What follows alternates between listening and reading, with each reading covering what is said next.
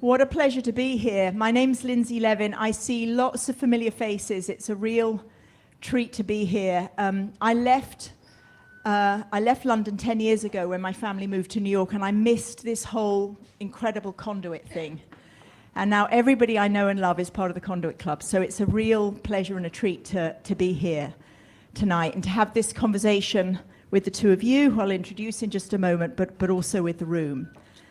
In terms of just a little bit of introduction about me, I know people here because I'm part of the Leaders Quest crew, and I know there's a lot of Leaders Quest friends here.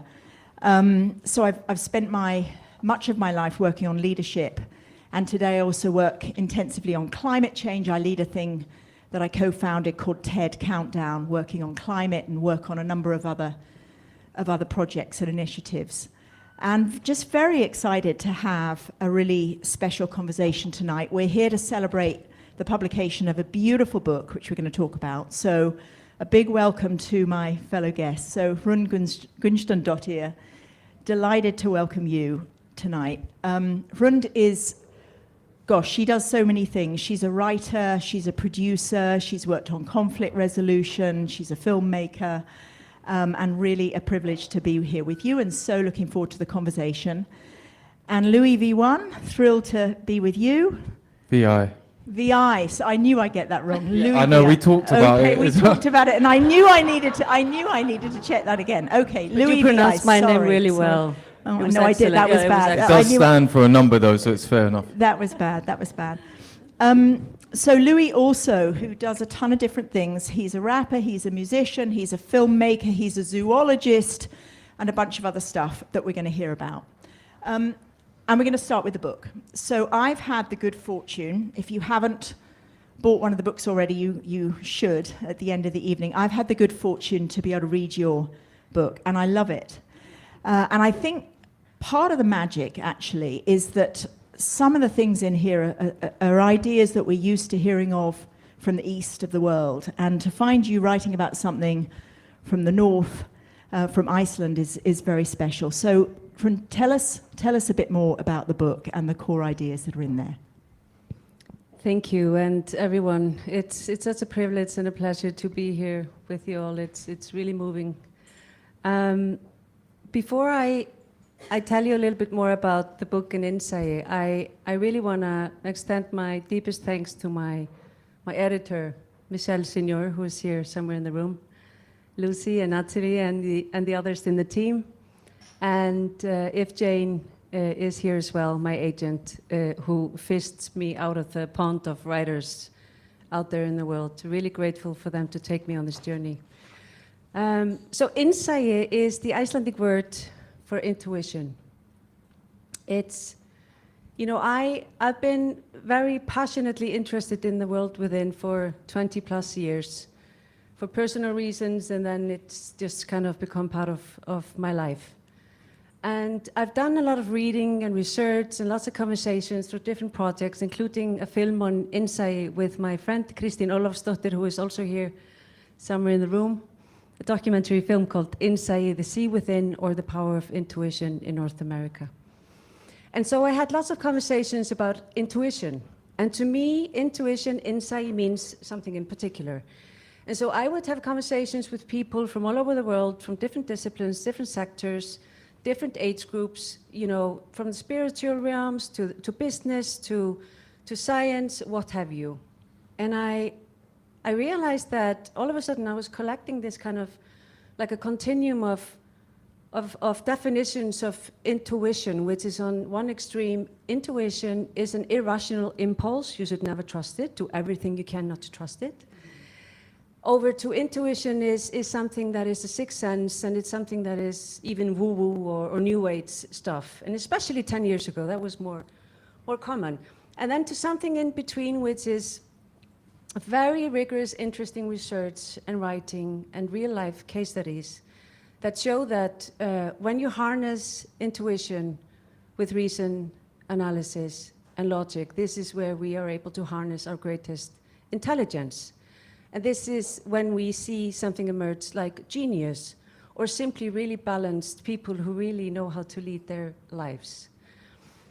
So after having gone this circle, so to speak, in not my mother tongue, I realized I just looked at the Icelandic word for intuition, and I just saw it with fresh eyes again.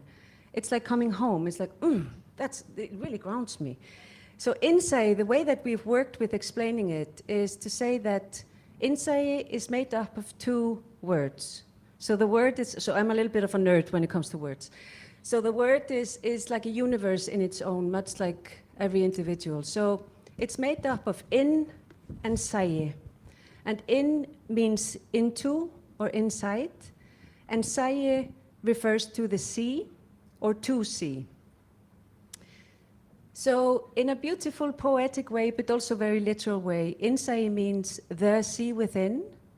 So it implies a constant movement, something that is constantly flowing, making connections, our unconsciousness. The world that is inside us and is beyond the world of words, it's the world of imagination. And if we put it into silos and boxes, which we seem to love to do in the world, it ceases to flow. And then secondly, insai means to see within. So it means to see inside yourself in a sense that you have self-awareness, you know yourself well enough to be able to put yourself into other people's shoes. And you also learn to understand where your fears and biases and prejudices lie in order to gain clarity when it comes to what is a good, well-harnessed intuition versus fear or something else. And then thirdly, insai means to see from the inside out. So a well-harnessed insai is a strong inner compass that enables you to navigate and wayfind in a very turbulent world, which often feels like just a very big, vast ocean out there. And so it enables you to stay aligned with all the options available to us, which are also, many of them, very exciting and others very frightening. So that's my short answer. How do you like that? I love it. I love it. These three concepts, which, you know, as I read the book, one can just come back to the see inside yourself, to see inside yourself and to see from the inside out.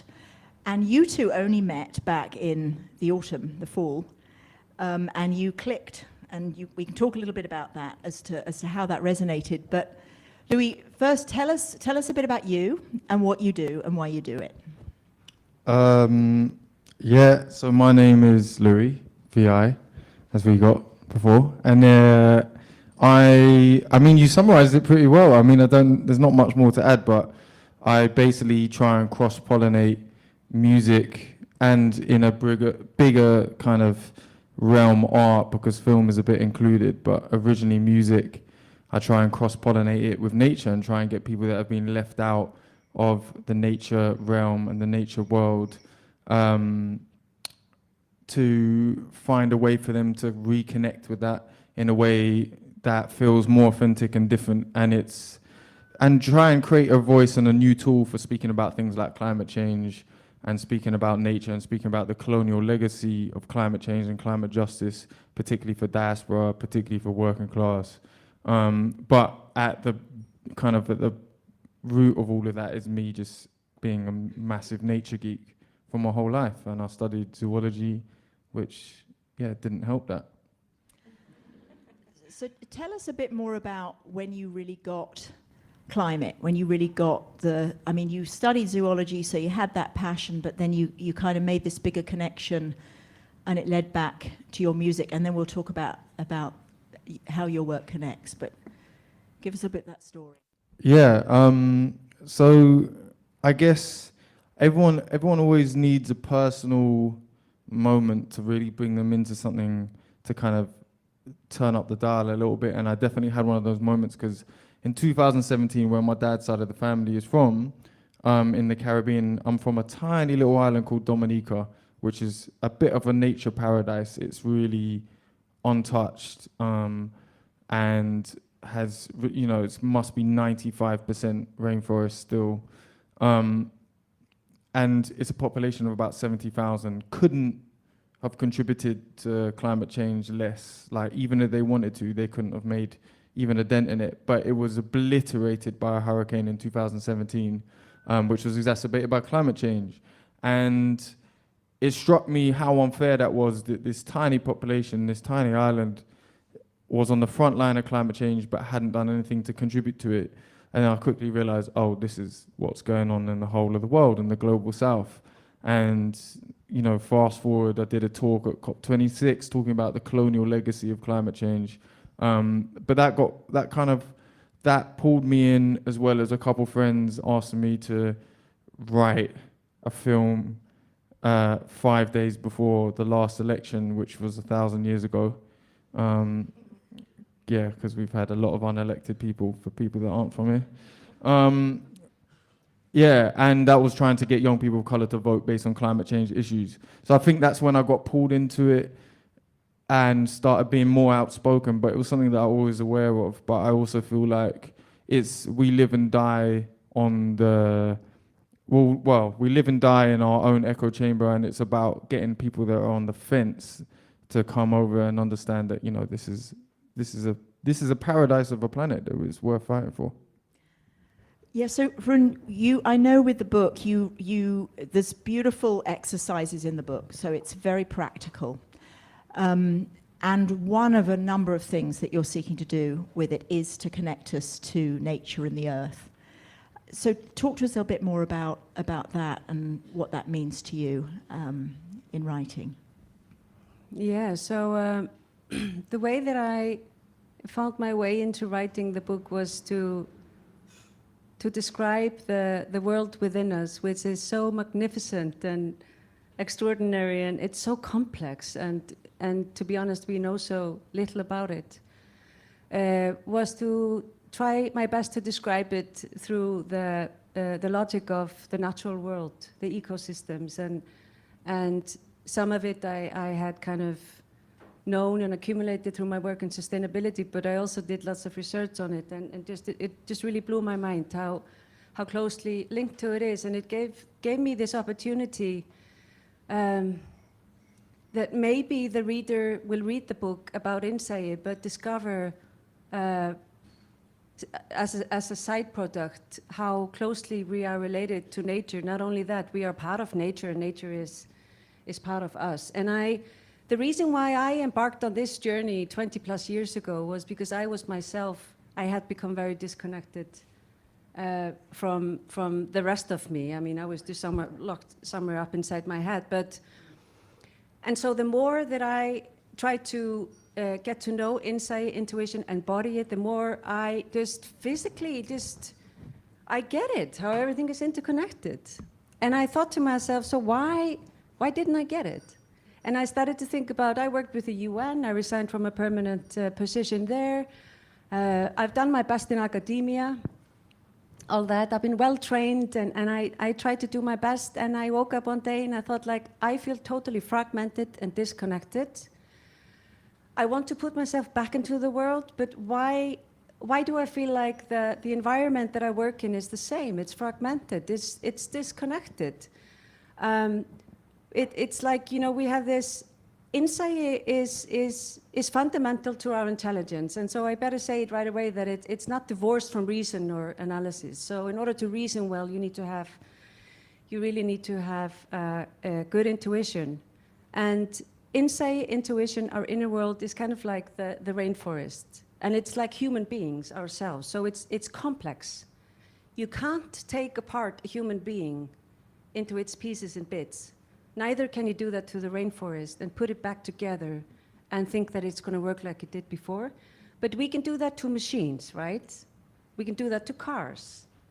So that's the difference between complicated and complex. And I just felt like the world we live in today, and I know that a lot of people agree with this, it's not something I invented, but the world we live in today is hugely uncertain, complex.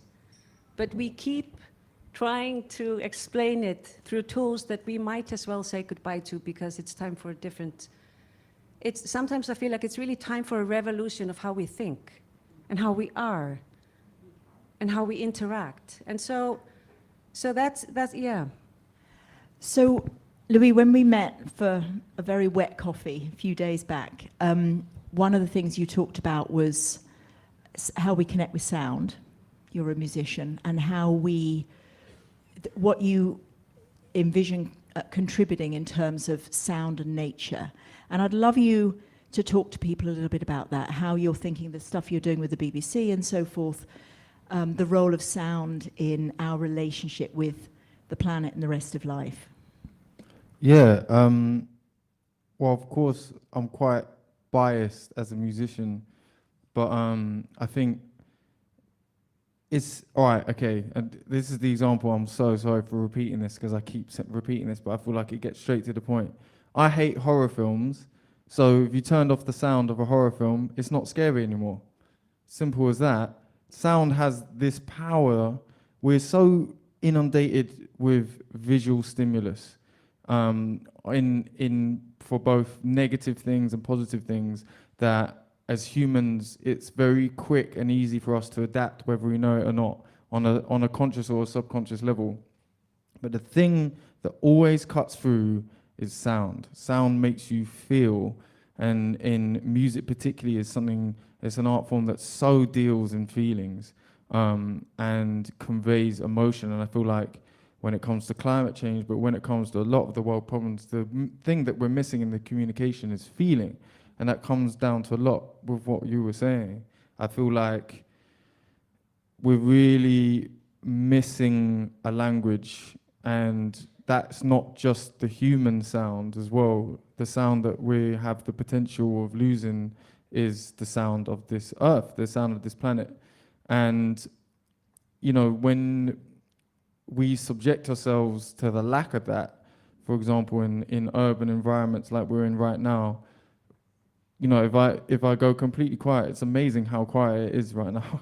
But you can't hear any nature sounds. And that's actually, from a scientific side, creating a subconscious evolutionary trigger that all is not well, because the sound of nature is all is well. And when a predator turns up, everything goes quiet, or at least makes an alarm sound and goes quiet. Things don't want to alert the predator to their presence or their exact location. So we're subjecting ourselves in the city, I feel, to a base level evolutionary flight or fight response of stress, of possibly about to be predated. And we've been doing that over and over again and not thinking about the sound. And I think when, you know, next time you go to nature, I dare you to go and be in nature and just sit there and just listen for a bit. And there's so much sound going on, and that's actually maybe the biggest trigger to your system as a body, both mentally and physically. It will trigger hormone cascades and everything. The sound is so part of the solution, I feel. And it's something that we're really missing. And you know, that's why I feel we connected in such a beautiful way. And there's a few people from New Constellations where we connected. Shout out Gemma, who is one of the main people that set that up, because she connected a lot of very interesting people from very different worlds that all had this common feeling of, yeah, there needs to be a new way of thinking, and nature is at the heart of that, I think. So tell us a bit more about that. You two met, you really clicked. Hrund, how do you relate to the things that Louis just been describing? And like in so many ways. I mean, it's, first of all, when Louis is talking, he's very calm and he speaks very clearly. I don't know if you've heard. Really, God, I was just thinking, God, I'm going on and on. How do I end this? No, it's very clear, and it's like, this is how I see, and you just don't use too many words, and it's kind of like this, I get very calm, and I just get it. And I remember when we had a conversation about how everything is interconnected, and you told me a little bit about your personal story, and you told me a little bit about how that healing shifted your center of gravity. I hope I'm not being a No, go on. I can't remember this, but but like, but then how you kind of brought everything together in a new way, and you just, man, everything is, and now I'm using your language, man, you know, I'm not used to even saying that, but you know, just how everything is interconnected, and how it's really not clear where I end and you begin. Oh yeah. I And remember. also just, it's not clear where we end and a stranger begins. And I just think that's so something that is so important to think about in the world we live in today. You know, it's, so all those things. So I just, it's just like, it's like, maybe it was the sound even. I don't know how to explain it differently. I mean, I think it was unfairly weighted in that. I think for everyone in that group as well, we all kind of connected to you because there was quite a moment. It's impossible to summarize what we did as a group, and it's hard to summarize it without it sounding culty, but it wasn't a cult. But we were all sat in a yurt and we were sitting around, and we'd been asked to like really think about society and write down what we wanted to leave behind, what we wanted to keep, what we wanted to take on this metaphorical journey about really quite literally going on a boat together and sailing out and finding new constellations and new system of stars to direct and navigate into a world that we thought would be better suited for everyone. And there was a moment where the ship basically felt like it was going to sink. And it was, you know, I was like, oh man, these ideas are rubbish. I can't take none of these ideas. Or if I take this back to my friends, you know, where I grew up, no one would be impressed. We failed. This is going wrong. And I felt really worried about that. But we'd had this beautiful session that day with you, where Hrund took us through the concept of InnSæi.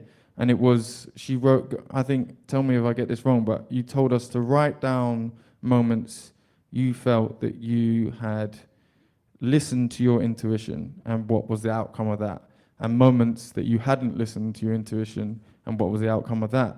And it was quite profound. And there was sound to it as well, because you really let us just sit and like listen. And whether that was listening to ourselves or the birds outside, it was kind of felt like the same thing. And it made me realize I had not been listening to my intuition for a bit, and it was one of the main things that I took out of that whole journey, I think. So this idea of listening and what we pay attention to and hearing ourselves, one of the things you write a lot about in the book is the noise, the human-made noise, the social media stuff, the relentless newsreel, God knows what, right? All the incredible chatter and craziness. And I want to reference a word that I actually think is so overused but super relevant: polarization. It's bad here. Try living in the US. It's just completely insane. And just, you know, if you think about where we are right now and what it feels like for most of us, I think for many people there is a deep sense. I guess it's why you're writing. I guess it's why you're, you know, making your art and your craft, is that we are really disconnected from these very fundamental, this fundamental nature of being. So I wonder if you'd speak, maybe if you start, Hrund, speak a little bit about that, the noise, the polarization, and how we connect to what is actually always there. Yeah. So there's lots of stuff going on around us every second of every day. There is millions of data points and sensory data that we are picking up with our whole bodies. So our whole bodies are very intelligent. Our very focused mind is able to pick up, scientists say, between 1% and 5% of that data coming in the whole time. So how we have an agency over our attention is so incredibly important. It always has been, but it is particularly important in the world that we live in today, given the fact that there is a lot of heavy business interest focused on hijacking our attention and keeping it as long as they can during every single day.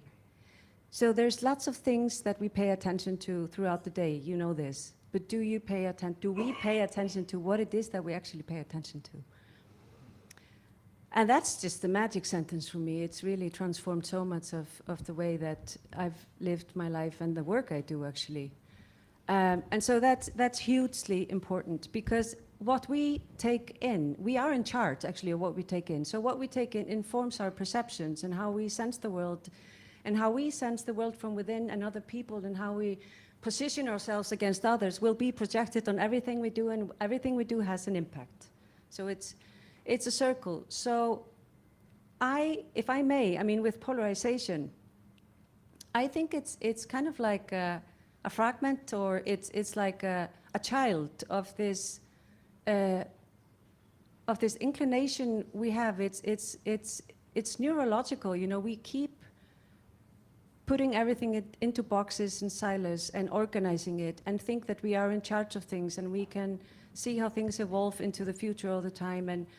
And we are also, let's face it, earthlings. I took that word from you. I love that. We're all earthlings. We've probably never been as depressed. So the leading cause of disability and illness in the world is depression, anxiety, and stress. We all know it's really bad for our health. We all know it's bad for the economy. But do we know that what happens to the human intelligence and our spirit and ability to be generous and do good stuff in the world is that our minds shrink, our brains shrink. We become tunnel-viewed. We are less able to be creative. We are worse listeners. We are less able to be empathetic. We are less able to be intimate with other people, let alone ourselves. So I just think it's kind of part of the same. I'm thinking this, like I'm just sharing it with you. I'd love to hear your thoughts on that. And so going back to what I mentioned before, I really think we need a revolution in how we ground ourselves in the world, and how we interact. And the kind of what we pay attention to. What we pay attention, Yeah. and how we attend to the world, because there are different ways to attend to the world. And I write about that in the book, and I take a lot from people like Ian McGilchrist, who I have a lot to thank for, yeah. Louis, do you want to add to that? I mean, I was going to say, you're probably, Lindsay, you're best placed to answer your own question. I mean, you do a lot of conflict resolution, and we were having a really interesting conversation about everything that's been going on recently. So I'd almost want to invite you to answer your own question. I'm going to, but I'm first going to have to... Have some water. No, I've got this crazy cough, so you two are going to talk for a minute. I'm going to cough and then come back. Okay, cool. Well, I'll try and remember what she was saying, but I think what it's about is that actually we have so much in common as humans. I think like I'm going to get this wrong, but it's something like 90% of us have, 90% of us have 70% in common. And I think it is very much what you were saying in the sense that we do need to give ourselves some time and space to kind of let that intelligence come back. There's many different types of intelligences, and I feel one thing that I'm quite jealous of humans living 100,000 years ago, because I think it was intuition. They lived in intuition all the time because they didn't have anything else to distract them from but life, you know? So you can relate and react to things that are around you that are alive. Like, it's quite weird that we put ourselves in these boxes like this building, and everything you touch or around isn't alive. And that definitely does something. And I hope we go towards a future where they'll look back on now and be like, God, why did you subject yourself to that? Are you right, Lindsay? I'm going to try this again. I knew, excuse me. Have you all had these crazy bugs? And I wondered whether I would get through without this damn thing suddenly. Oh my God, it's terrible, isn't it? So there are two, so I do want to say a little bit about what I'm working on right now. I'm working on two things. One is climate change, and I know a lot of people in this room in different ways are very involved in climate change. And the other is actually conflict. So, and there's a lot of similarity between the two. Last week I spent 3 days in Geneva with 35 Palestinians and 35 Israelis. First time that these particular folk, actually probably the first time many Israelis and Palestinians have come together since October the 7th. And I want to say a little bit about that, because a common thread through my work, and I think it very much speaks to the things that you are working on, and certainly it's true for Leaders Quest, is this idea of bridge building, is this idea of how we work across whole complicated systems. And the reason I want to reference that vis-a-vis your book is that without doing that inner work, without paying attention to the sea inside, without being able to develop our own capacity to understand ourselves, we cannot possibly understand other people. So what's ended up happening for me is that I'm drawn to doing that kind of work. And in the climate world, you know, it's very hard, right? We know this. The transitioning our entire world economy for a cleaner future and doing it in record time is really difficult. If it was easy, we'd have all figured it out and done it a long time ago. So it's really difficult, and it requires the very best of us as individuals in order to change the organization or the system or you know, the bigger community. The same is true actually with an issue, and I know it's close to people's hearts and heads right now, but the same is true with any conflict situation, and certainly in the Middle East, where, you know, figuring out how Israelis and Palestinians, figuring out how to live together is very hard. Sorry, one more go. Take your time.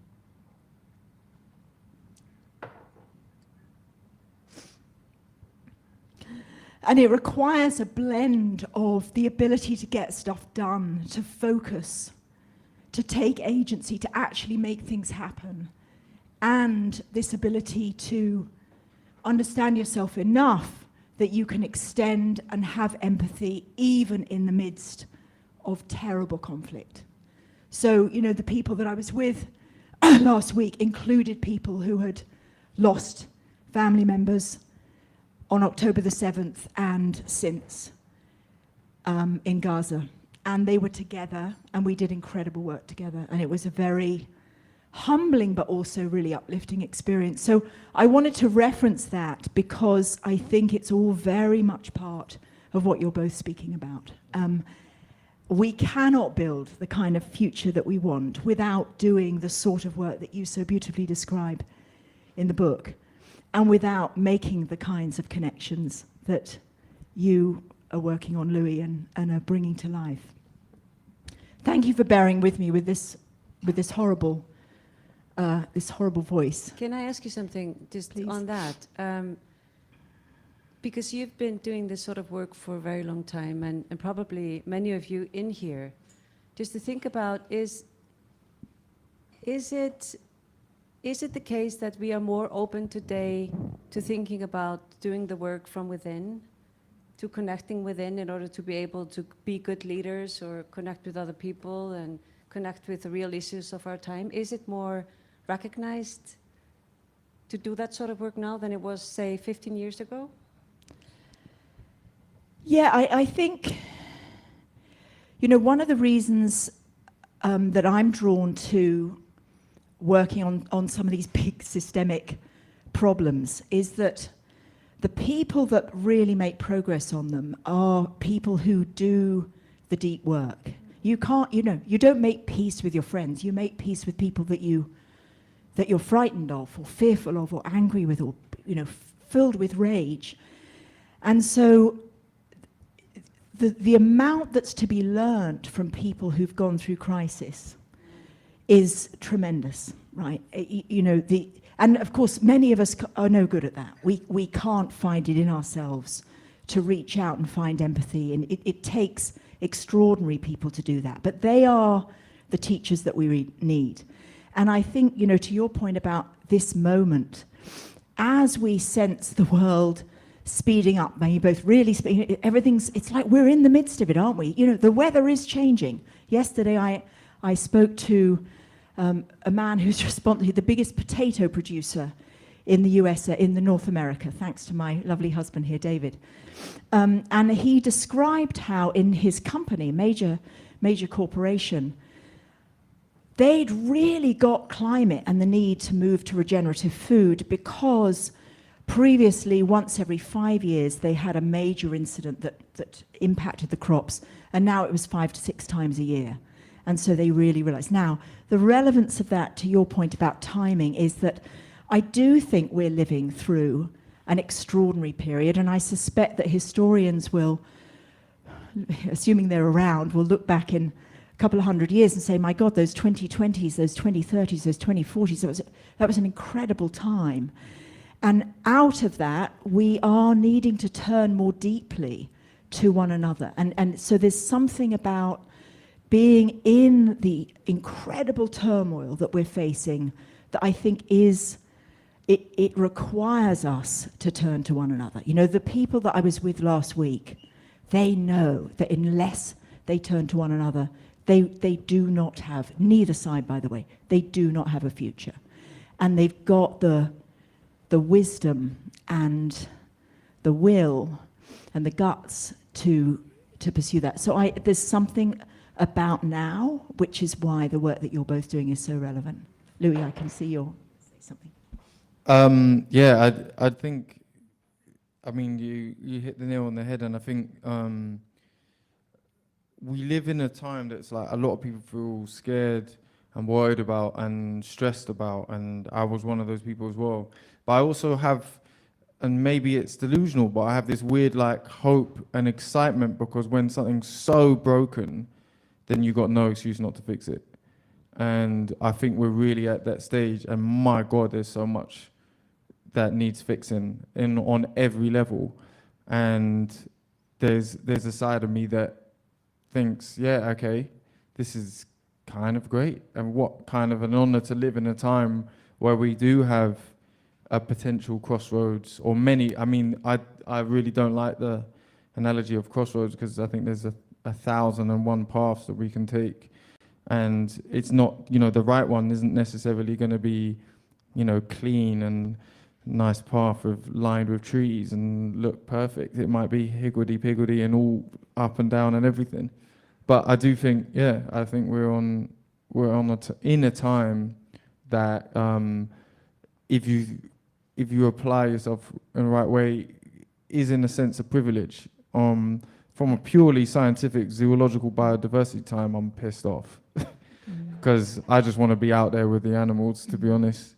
But at the same time, you know, it is an opportunity, and from my angle, to destroy colonial infrastructure that has got us here.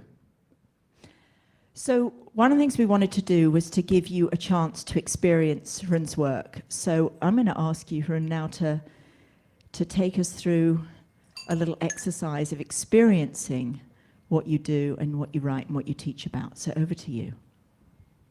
Thank you. So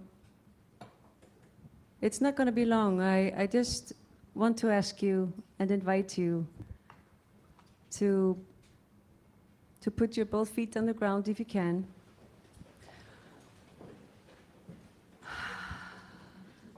It's an amazing group of people in this room, and the energy is really amazing. I'm sure you both feel it too. You're all so present, and it's truly a gift to be able to be here with you, and for me to look at you all. Sorry, I wasn't going to say that, but I had to. So what I want to do is you know, intuition and insight is embodied, and please close your eyes if you feel comfortable doing that. Close your eyes and just remember that insight and intuition is embodied. It's in all of our body, and it's far beyond our focused mind. So as you close your eyes, I want to invite you to bring your attention inside yourself and not just your head.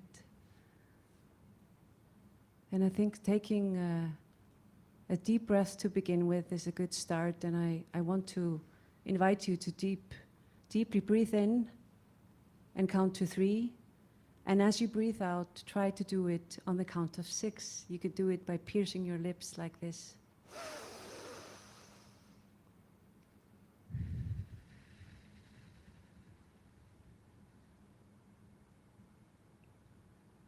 And breathe in again.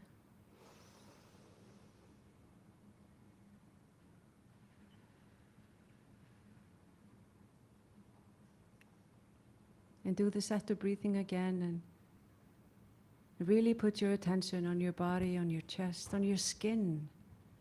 Feel how the chair or the ground is holding you. Imagine that you're able to turn on a spotlight inside you, and it's a light that you are beaming inside yourself, your whole body, inside your head, inside your skull, behind the eyes, down the throat and the neck, into your shoulders. Allow the light to light up your chest, and keep on breathing and feel how it calms your system. The light goes down your arms, your stomach, the center of your incredible body, the hips, the thighs, the knees,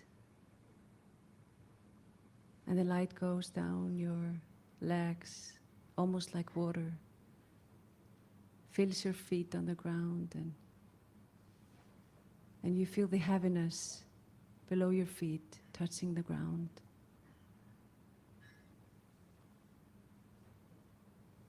You're grounding yourself in yourself. You're filling out the space that's you. Gratitude comes to mind. Notice what comes to your mind. Notice what you feel in your body. Take another deep breath.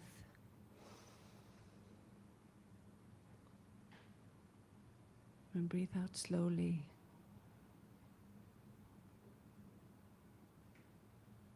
And when you feel comfortable, open your eyes and remember that you are in this room with a lot of incredible, beautiful people, human beings. Each and every one of us is an ecosystem in our own. Thank you for being here. Thank you, Hrund. So this is a good moment to bring in voices from the room, and it's a chance to ask questions, but it's also just a chance to share a short comment. So let's just hear from a number of people. Anybody who wants to share a comment, we'll collect a number of comments and questions before we respond to them. So yeah, we've got some roving mics. There's somebody here.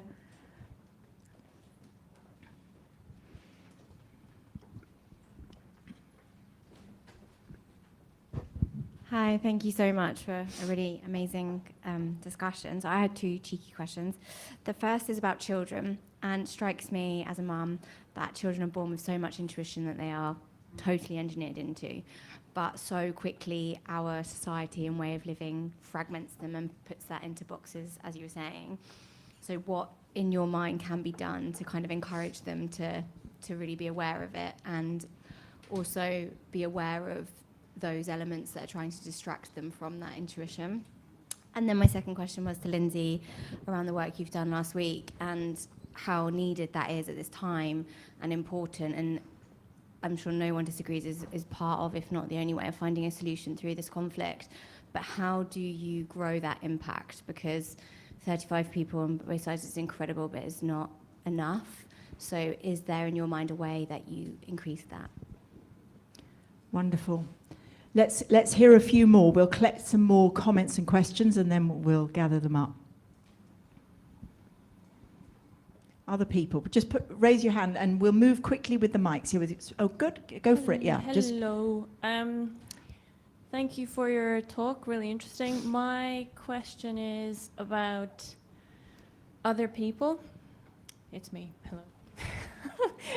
hello. So it's all well and good, you know, us having intuition and being calm and spreading love and all that, but how do you defend yourself against other people who are full of pain and, you know, chuck aggression and other things your way? Because what I can see in the world is all the damage, you know, everything is interconnected and lots of people are doing a lot of damage all the time. So how do you kind of defend yourself, basically? Thank you. Wonderful, thank you. Let's get a couple more. Yeah, here we go. Thank you so much. That was beautiful, very inspiring. So it feels like, well, everyone in the room at least is agreed that we need an economy that's in service of the web of life, right? And that there's a zeitgeist shift happening around this, and these are conversations that are happening everywhere. But how do we take this to scale? How do we precipitate, you know, a global level tipping points, social tipping points, to how do we get to a point where this is obvious to everyone, right? And so would love to hear more about the role of ritual, potentially, the role of sound in this. Like, what are the tools? How do we get this? So this is just how we are, you know, in harmony with ourselves and in harmony with life. So it's not just echo chambers, which sometimes this feels like. Right. Wonderful. We'll get one more comment here, and then we're gonna. Okay, both of you, and then we're gonna do some answers. Go for it. Thank you. Actually, mine is an extension to your question, but I guess what I took away from today is that as you think about the revolution and how we think, a part of what was resonating with me is a revolution in how we relate to each other. And I guess when I think about social change and like some of the causes people are working on, I'm really passionate about this area and human connectedness. And in a way, I'm seeing all these signs, loneliness, suicide, but I feel like we're struggling to find a way of speaking about this crisis, particularly in terms of how we relate to each other, how we connect with ourselves. And so I guess in addition to the sort of web of life, I guess from a more intimate perspective, in terms of relation, I mean, it's kind of a comment, but it's a question around, like, have you got any ideas or thoughts about how we might communicate this particular crisis? And then there's one person behind you, and then we'll come back to Hrund. Thank you very much to both of you. When you speak about what you've written and how you believe in this enlightened way in which we need to understand ourselves, how do we work, this goes to both of you, how do we work within the existing structures, those of us who will be enlightened after your book, Hrund, rather than being in conflict with what we see as those who don't have the benefit of this education? So a bit also to your conflict work, how to work within, then in conflict. Right. Hrund, you want to go first? So I don't have a paper and a pen, but I'm going to try to remember. Yes, I can pull And something. so to your question about children, how do we teach children to stay connected and tuned into their intuition and insight? I think one of the most important things to do is to be a good listener, not to finish sentences for kids. I don't know if you noticed how we do that sometimes. Maybe without being aware of it, we have a family gathering or something, and that child takes a long time to talk, and we want to finish the sentence. Don't, just listen. And that's one thing, be a good listener. And observe children, observe how they are, because you will recognize something is off if you are a good observer of children. And then help them to become that, you know, to encourage them to be good at paying attention and help them notice how they pay attention. So like, is this giving you happiness to stay online for this length of time, or what make you, oh, this is making you happy, maybe you should do more of it. You know, just very little grainy things, I think. Then we could go on and talk about the school system and everything, and that's very varied. But yeah, I would say these are the things that I think are very important. And there was a question about dealing with pain and people who are in pain and how you defend ourselves. I think yourself. that was the wording. Yeah. Yeah. So I would say maybe rethink the word defend ourselves. There's there's a lot of pain in the world, and to an extent, it's okay to feel it. It's okay to feel pain. You know, we need to allow ourselves to feel pain and go through it, and in our own lives and in the lives of others, and how to show up for people that are close to us in pain is to be a good listener. How to react to all the pain in the world is like, you know, there's a part of my book that's called, a chapter that's called The Sea Within. And so the sea within is full of emotions and reactions to the world, and we know feelings are physical, and so in any spiritual reading that you will find, there is a line, and in my book I choose to put it into these words, there are different words for it, is to say, observe and notice and honor the sea within, but don't become the sea within, navigate it. It's a skill. So, but I'm going to leave it at that, because I think that also in the book there's quite a lot of writing about when there's bad energy around you, when there's people with bad energy, how do you, and that's what I think you were also referring to, how do you fend that off? How do you not get like affected by that energy? There are ways to do that. And I think that the book provides tips around that. And sometimes we actually have to divorce ourselves from certain people for a certain amount of time. And it can be very painful, because sometimes these people are very close to us. So it's, I don't know how to honor that question in such a short answer, but I really feel what you're saying. But yeah, thank you. Can I just add to that as well? Because I think it's, in no way am I saying that I'm there at all or I can do this, but like, I think there is a level of understanding that you cannot control life or the universe, anything that goes around it. You can't control how people are around you, the energy they're going to bring. The only thing that you do have control of is how you react. And a good place to go from, and I agree, removing the word defend, is like empathizing even with that person is a total dick. Like, and there's many of those people. There's a reason that they're that way, usually, unless they're a complete psychopath, and then whatever. But there's a reason that they're that way, and you know, there's been many times where people probably thought that of you, and when you've had a particularly bad day, or certain things have happened enough to put you in a mind frame. I think breathing is a huge one that you talk about a lot as well, and it's something that I've recently just started using as a tool, and you just demonstrated how powerful breathing is. We do have a bit of a remote control of our bodies and our minds, and that is through breath.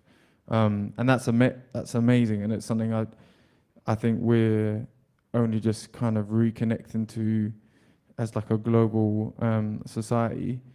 And I feel like we haven't spoken enough about your book, because there's so many chapters in this that kind of refer to different bits, but the bit I really particularly love is the bit about awe, the chapter about awe. Because I think I will forever hate Americans for ruining the word awesome. Because awe is like one of the craziest experiences you can have, and I think is one of the main powers of nature, is to put you in awe. And I believe awe is it is basically a dissociation from your ego and a removal from yourself, and an understanding that you're part of something vast, like really vast. I mean, you know, the fact that this planet isn't still just full of dinosaurs is pure just chance. The fact that we're sitting here right now is because a meteorite hit 160 million years ago. No, 60 million years ago. Does anyone know exactly? 60, right? 65 million years ago. Those 5 million years are important. And so, yeah, I think a bit of awe. And that's kind of for the kids. I think the kids are already there, man. Like, we just need to. I saw a beautiful thing where someone asked AI to describe a utopia based on nature. And one of the things that stuck in my head was kids have become almost this new type of professor where adults go and spend time with kids to learn how to be a bit more in tune with the insai, I guess. So I love what you've both just said, and just to build on that, Louis, I think you were talking about real empathy and compassion, both of you, to the point about, you know, yes, sometimes protecting oneself, or needing to take space.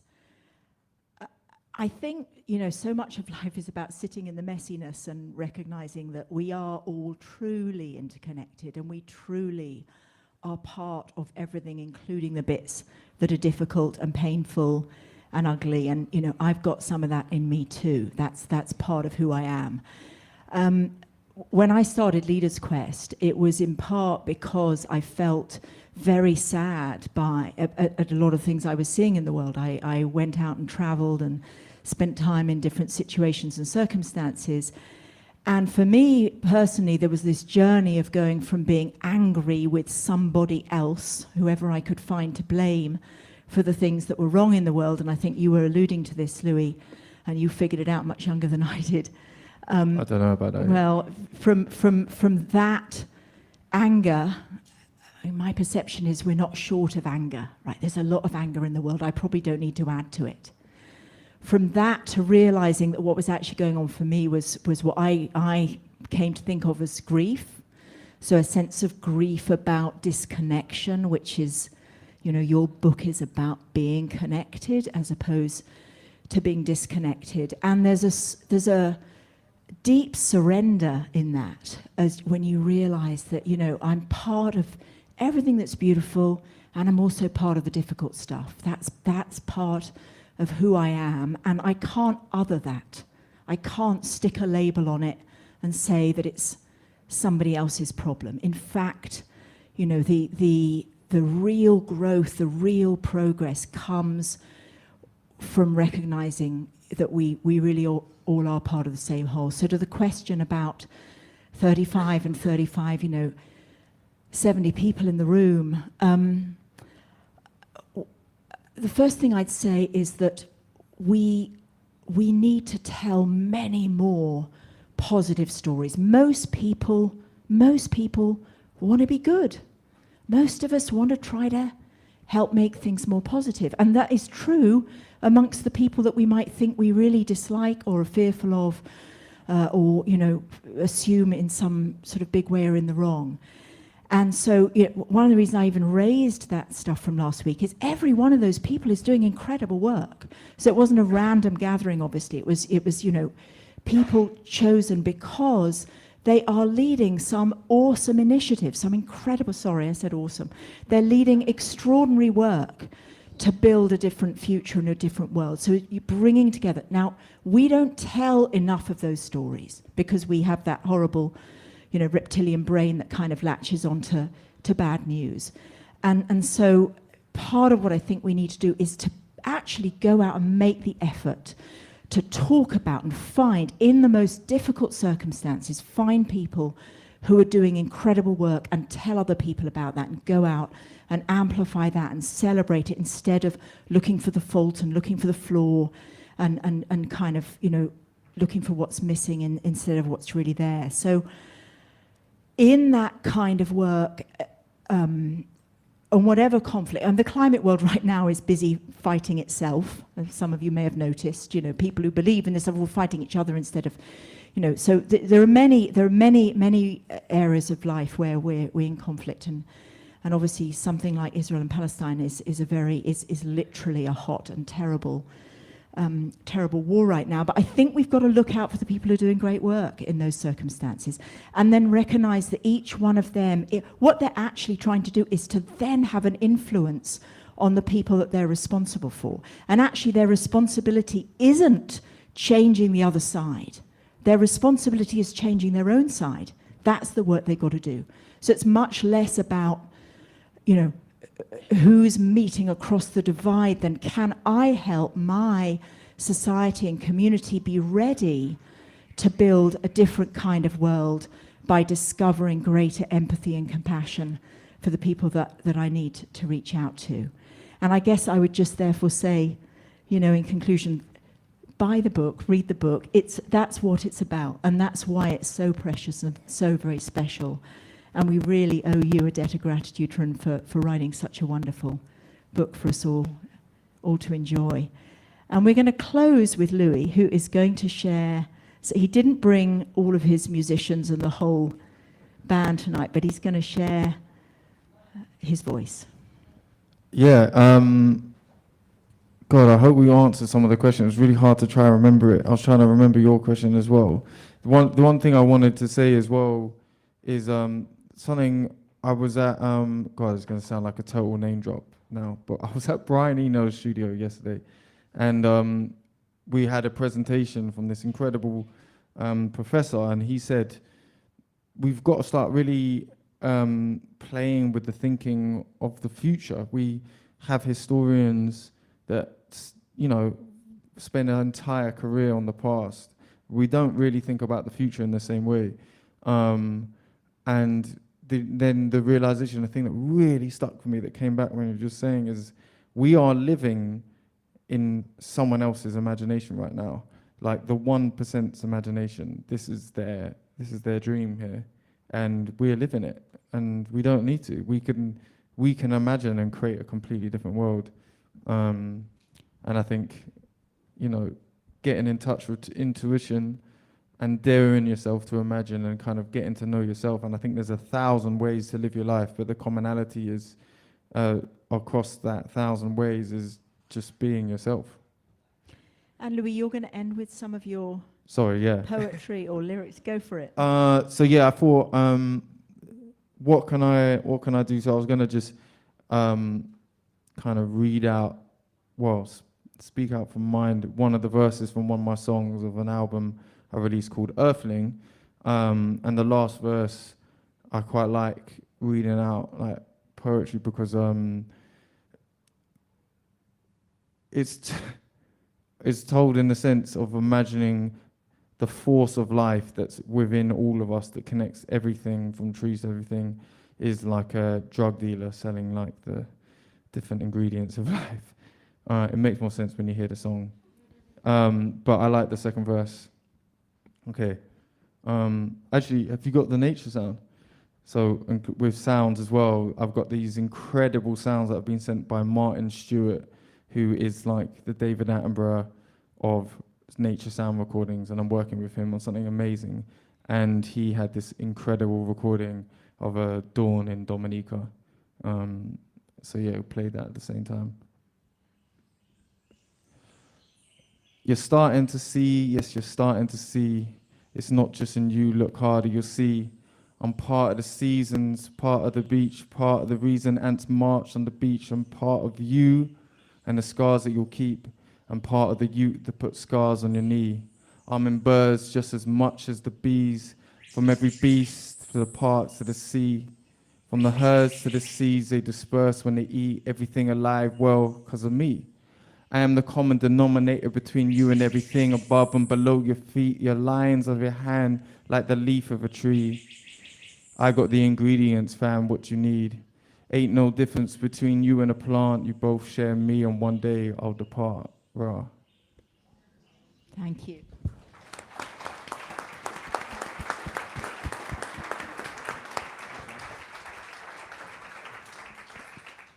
Thank you both, and thank you, everybody. Thank you, Lindsay. Thank you very much.